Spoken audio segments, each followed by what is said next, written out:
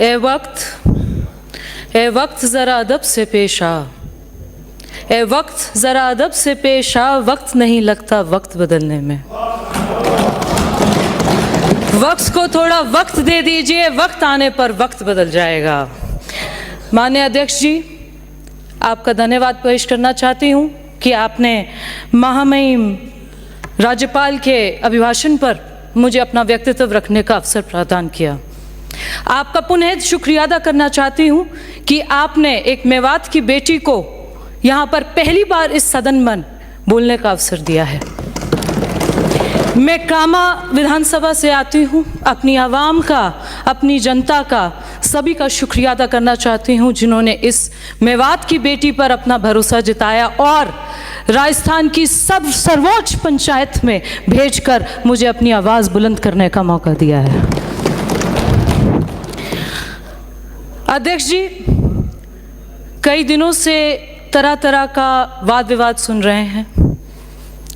एक बात हर बार सुनने में आती है कि ये अभिभाषण से हमारे विपक्ष के मौजूद साथीगण संतुष्ट नहीं है।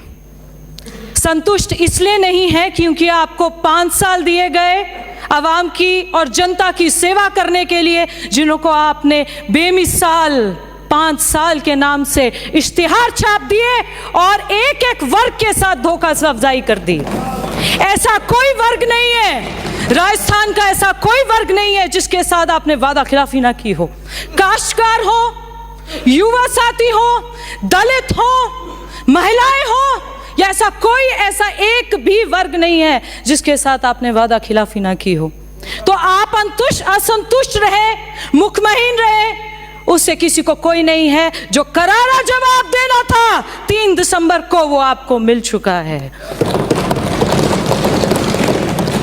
अध्यक्ष महोदय, एक बात और सुनने में आती है, इनको एक और शब्द पसंद नहीं है, डबल इंजन की सरकार। आपका तो तालमेल नहीं बन पाया 5 साल, आप तो एक दूसरे के विरोधी बने रहे। हमें तो ये नहीं समझ आ रहा था पूरे देश को कि आपका तालमेल बनेगा तो सरकार और जनता का कुछ भला होगा। आप तो अपना सरकार का तालमेल नहीं स्थापित कर पाए, तो आप डबल इंजन की सरकार को क्या समझेंगे? जो केंद्र ने जन कल्याण योजनाएं शुरू की थी, आपके मुख्यमंत्री साहब ने उनको प्रदेश की जनता तक नहीं पहुंचने दिया। इसलिए नहीं पहुंचने दिया कि अगर पहुंचने देते तो जिस तरीके से देश आगे बढ़ रहा है, उस तरीके से राजस्थान प्रदेश भी आगे बढ़ जाता। पर नहीं, आप लोगों ने यह सोचा भ्रष्टाचार करेंगे। बड़ी चर्चा में रही आपकी सरकार। किस लिए?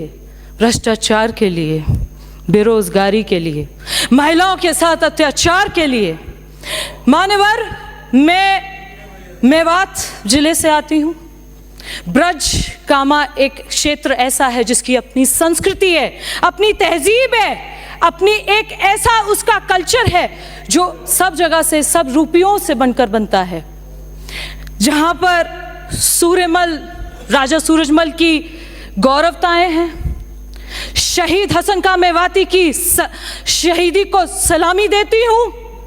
श्री कृष्ण के लल्ला स्थान को, ब्रज स्थान को नमन करती हूँ। जहां गलियों में राधे राधे के जयकारे हैं, जहां पर गिरिराज धाम की गूंज बढ़ती है।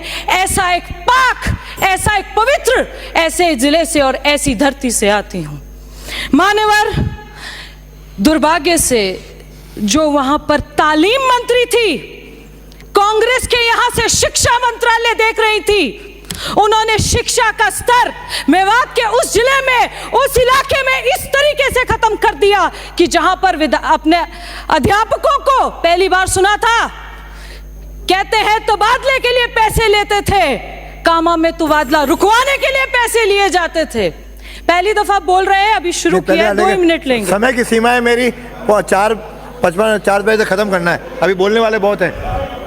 ये ब्रज मेवात का वो क्षेत्र है जहां पर आपने दूसरे का नाम कर संगीन गुना जैसे कि गौकशी, सेक्सटॉर्शन, गौ तस्करी, 1 मिनट में खत्म, साइबर क्राइम जैसे इतने संगीन अपने क्या कहते हैं क्राइम्स को आपने बढ़ावा दे दिया।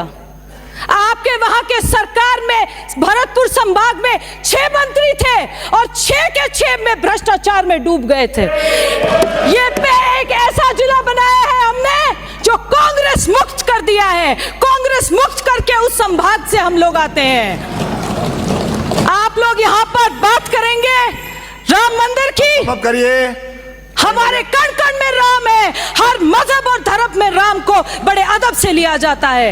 आपने जिस तरीके से श्री राम का नौता अस्वीकार कर दिया, आप अपना विश्वास, अपने श्रद्धा, अपनी आस्था को उसी तरीके से ना कबूल करते हैं इसी सदन में। माननीय सदस्य, अगली बार आपको ज्यादा टाइम नहीं।